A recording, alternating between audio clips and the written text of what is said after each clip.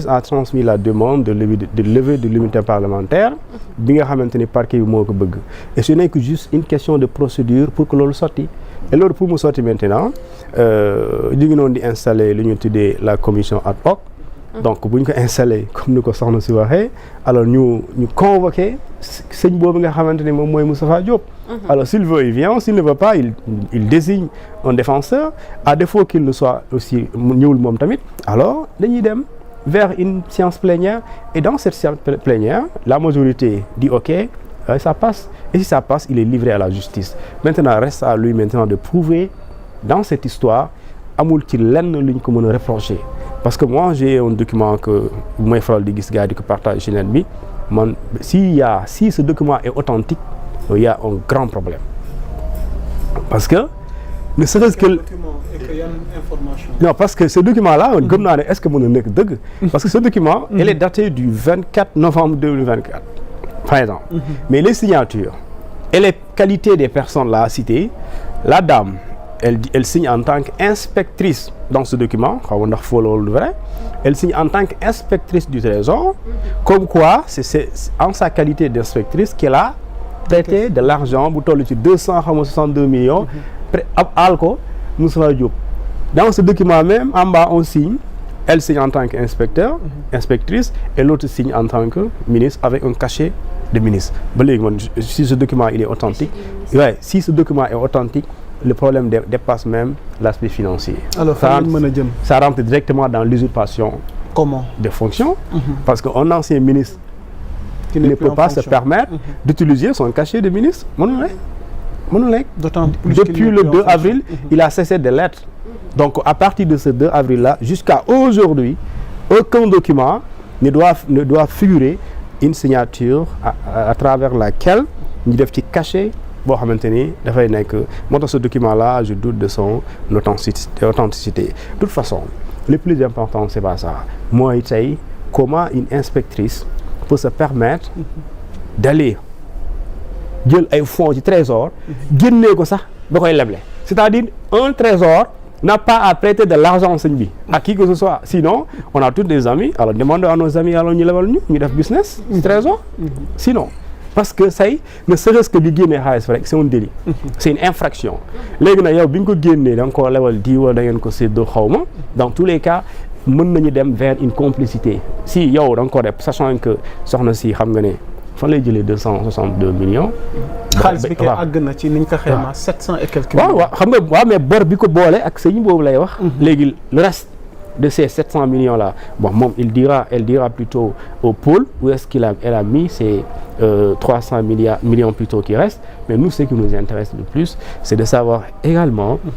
loolu nan la demee mais aussi ñeneen ñi nga xamante ni def nañ ñu mel noonu qu'ils répondent de leurs actes aussi graves d'ailleurs.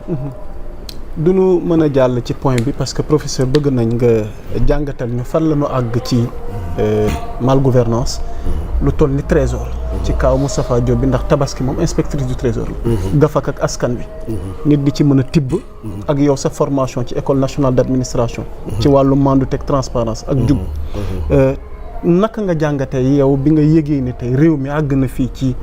jafe-jafe ci gafakam ci ay doomi réew mi yoo xam ne soit c'est des ministres ay ndombal tànk la ñuy amee mais di dilapider suñuy alal ci seen biir ba mu yóbbee leen tey jafe-jafe yi nga xamante ne tey daanaka parc judiciaire financier bi daanaka comme nañ ko waxee day doog a tàmbale rek waaye lii ci kanam moom moo nar a gën a bëri tey naka lañ war a mën a jàngatee fi ñu àgg tey ci jafe-jafe. yaa Moussa dëkk bi dafa nekk situation bi nga xam ne la situation réelle du pays buñ ko exposé woon wan ko Sénégalais yi dama ragal ni ay front dina judd ci dëkk bi dina am ay contestation gars yi dañuy génn ak ay xeer ak ay yat pour jubal ji si bërëb ñuy dogalee ndax yàq bi yaatu na trop à tous les niveaux te loolu misaal bu ndaw ma siy joxe da ngay gis exemple bu ndaw mooy exemple benn policier bu nekk circulation bi mu ngi taxaw si tali bi ay oto di ko romb oto bu ko romb moom jàpp na ni dépense am ak ay soxlaam war na ko mën a lijjanti ci oto yi di romb oto yi romb de manière ouverte et de manière léegi amatul nëbbatu daf lay arrêté contrôlé wu la xoolul ndax am nga infraction wala amoo papier sampal la lay wax da ngay sampal dem boo fi yàggee yaa fi yàggal sa bopp moom ci biir xolam jàpp na ni deful lu bon moom dafa gëm ni lii may sampaloo ay 1000 francs 2000 c'est parce que sama chef yi si kaw ay millions la ñuy dóor ministres yi ñu ngi dóor ay milliards. comme que ñëpp a ngi dóor ma tax damay dóor si kaw tali bi tax fii mooy sama bureau. donc kon kenn ku nekk jàpp na ni ñëpp a ngi def du man kese. am na ko sa wolof di waxee sax pourtant du man kese. bokkuma cee ko gën. waaye ñun dañuy jàpp ni du ñoom kese. donc kon au niveau du trésor au niveau des finances fépp. au niveau de man dama gëm ni à tous les niveaux de ce pays. il y a eu des actes yoo xam ne soo ko xaymaa xool ko au crible di nga gisee actes yi dafa irrégulier actes yi dafa illégal actes yi c'est de la fraude actes yi c'est de la malversation rapport bi génn il y a pas longtemps Cour des comptes firndeel na ko bu ñu demee ba am des écritures en faux li ñu déclaré ci dette sax dette bi ëpp na loolu lu ëpp ay milliers de milliards waxuma ay 100 200. ah bon lu ëpp 2000 et quelques milliards. bi nga xam ne lépp nga ko hors des circuits autorisés maanaam lépp si banque directement di ko jëfandikoo waaw li su demee ba am ci réew nga xam ne réew moomu. nee naa c'était un gang moo nekkoon au sommet de l'État nous étions dirigés par un gang. mbiru Moustapha Diop nag man Moustapha Diop dama jàpp ne benn élément la ci biir environnement wu régime Macky Sall. sànq Abdoulaye mu ngi koy wax mais gis nga fi des directeurs sax ku nekkoon COUD. bi nga xam ne on l'a récompensé def ko ministre après. scandale au cœur de la République terreur bi dañ koy fàttali ko. c'est extraordinaire Pape Alé c'est extraordinaire maanaam Sénégal su Macky Sall. ngay gis ay corps de contrôle IGE OFNAC di déplacé wu ñëw pour contrôler benn nitu Macky Sall kooku dàq ko ne ko jox mal dara. te mujjul fenn. des fois sax dañuy jël kooku récompenser ko jox ko poste bu gën a mag bi mu yoroon.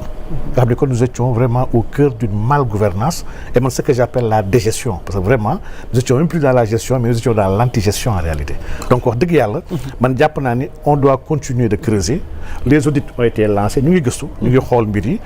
jàpp naa ni am na dispositifs yu bëri yoo xam ne qui vont suivre de manière législative muy dispositif lanceur d'alerte yeeg ñëpp ñi nga xam ne am nañ droit signaler li nga xam ne ñu ngi gis lii c'est irrégulier wala c'est pas normal jàpp naa ne bu ñu demee ba protéger ñu war a lancer man jàpp naa ni nopp dina dalooti ndax réew mi ni ko gars yi yoree woon yore nu saay-saay la de yore nu saay-saay c'est important balaa nuy jàll comme dañoo nekk ci wàllu koppar en tant que économiste tey lii bu ñu fi àggee ci wàllu gestion des finances publiques ndax dafay gën a yaatu. ñu am ay jafe-jafe bu mu yóbbu ñu ci crise nga consacré ay téeréer consacré tey ay réflexion ci wàllu économie alors tey Sénégal askan bi tey bëgg nañ lu dalal seen xel par rapport à la relance de notre économie finalement quelle alternative. waaw yaa Moussa li nga wax c'est très important man dama gëm ni dama bokk si ñu gëm ni au-delà de toute cette catastrophe là qu'on a relatée au-delà de cette situation-là bi nga xam ne malencontreuse qui est là bi nga xam ne qu'on subit la situation bi nga xam ne il faut toujours ñuy rappeler ni c'est la résultante d'une gestion antérieure à ce régime situation bi on l'a héritée mais elle n'est pas catastrophique ndax on a hérité c'est vrai de dettes de tout mais tam on a hérité tamit de ressources de richesses yi nga xam ne vraiment le patrimoine est un tout c'est du positif ak du négatif. On a hérité aussi d'une population bi nga xam ne y a des compétences qui y sont. Les ressources humaines. On a hérité de perspectives ak d'opportunités yu bees économiques yi nga xam ne Sénégal daf koy commencer doog a jëriñoo jamono ji. donc kon y a pas de quoi fouetter un chat jàpp naa ne fi ñu jëm il faut mettre les bonnes politiques. il faut travailler pour mën a régler les problèmes du Sénégal et des Sénégalais et loolu yaa Moussa. man jàpp naa ni la base. maa ngi koy wax léegi may ñëw léegi ak sama xeet yu ma àndaloon. que la base mooy nga xam sa population. on ne peut pas penser économie décider pour une économie planifier des programmes économiques sans comprendre ni xam exactement pour ñan la c'est comme nga yor sa kër war a joxe dépense. dépense da nga war a xam ñaata ñoo fi nar a añee ak reeree pour nga xam ñaata nga war a joxe kuy war a joxe dépense pour ñaar nit bokkut ak kër gi nga xam ne 10 personnes ñoo fa yeewu bu dee ñett nit ñoo fa war a ndékkee wala 50 personnes. mais sa dépense yemul. donc kon xam la population mooy première chose bi nga war a def dans une économie bu dee da nga bëgg a nekk dans une gestion. et malheureusement dans les pays africains en général le Sénégal en particulier mais la population sax xamuñu ko. tey sam benn xarit mu may nettali jarbaatam bu war a def examen ren bi amul këyit ndax dañoo jël këyitam état civil am jaay ko mais jaayum këyit bi lu extraordinaire la te loolu aujourd'hui ñun xamuñu sax suñu population ñan ak ñan la parce que ñu ngi jël këyitu askan sax di ko jaay aujourd'hui il nous faut réformer ça et suñu delloo si textes yi sama benn jigéen bu baax la sax madame Fall maa ngi koy nuyu mu ne mais textes yi kese bu ñu ko appliqué woon jaay këyit du mën a am ndax mairie bi c'est un centre secondaire d'état civil. mairie bi joxuñu ko mission mu yor kayit yi ñu koy war a yor sont les greffes des tribunaux ñoo war a yor kayit yi. kuy déclarer tribunal nga war a dem. mais dañoo dem tàmm ñàkk nekk suñu ay textes tàmm caaxaan ba mairie yi mujjee ko approprié wu ba ñëpp gëm ni mairie mooy gérer état civil et c'est pas le cas. donc il nous faut revenir au greffe des tribunaux avec des archivistes et les greffiers ñu organiser bu baax a baax cette information parce que mooy information bu gën a stratégique bu état di am. mooy ñaata nit ñooy yeewu sama biir dëkk. nit yooyu kan ak kan la fan la ñu dëkk kenn ku nekk lan mooy soxlaam lan mooy jàngam lan mooy liggéeyam ci fan lay yëngu mais lii mooy élément de base statistique yi nga xam ne la programmation macroéconomique la programmation des politiques publiques yëpp ci kaw lii lay lalu donc man jàpp naa ni loolu buntu la bi nga xam ne dañ fa war a tàmbalee levier yi war a jëfandikoo bëri nañu xam naa leen si bi ñëw si biir émission bi par rapport ak levier dans le secteur primaire levier technologique bi les leviers numériques le levier monétaire il y a beaucoup de choses à faire et suñ ko harmoniser mettre ko en cohérence mun ñu ñàkk am résultat. c'est important yooyu yëpp dinañ ci ñëw mbokk yi di leen fàttali on est avec notre grand invité le professeur Cheikh Oumar Diagne Maba alors soxna Lalla ñu jàll ak yow ci yeneen tomb waxtaan wi ci actualité bi.